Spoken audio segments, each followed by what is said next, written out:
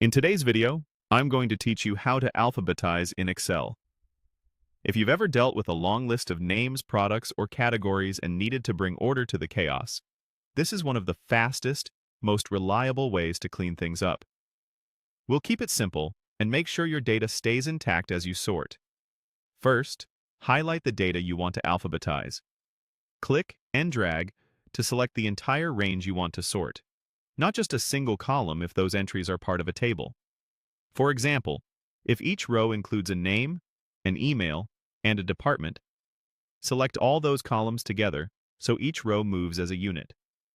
If your list has a header, like a title row that says name or item, include that in your selection as well. It helps Excel recognize that the first row is a label and not something to be sorted into the middle of your list. A quick check before sorting can save you from mismatched rows later.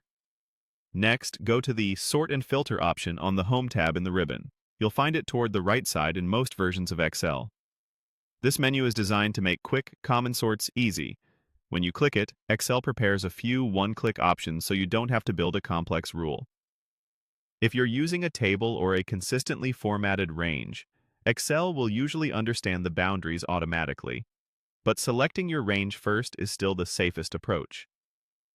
Now, choose Sort A to Z.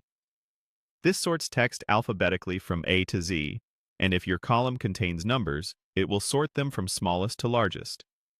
If Excel pops up a prompt asking whether you want to expand the selection, choose the option to expand. That ensures every column in your selection stays aligned with the column you're sorting by.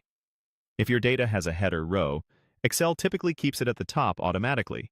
If you see a checkbox that says, "My data has headers," make sure it's selected so the title row doesn't get mixed into the list. After the sort runs, scan your sheet to confirm everything looks right. Check that names, IDs, or related details still match across columns. If you need the reverse order later, the Z to A option will put the list in descending order, but the process is exactly the same. That's all there is to it. Highlight the data, click Sort and Filter, and choose Sort A to Z. With this quick workflow, you can alphabetize cleanly and confidently without breaking the structure of your data.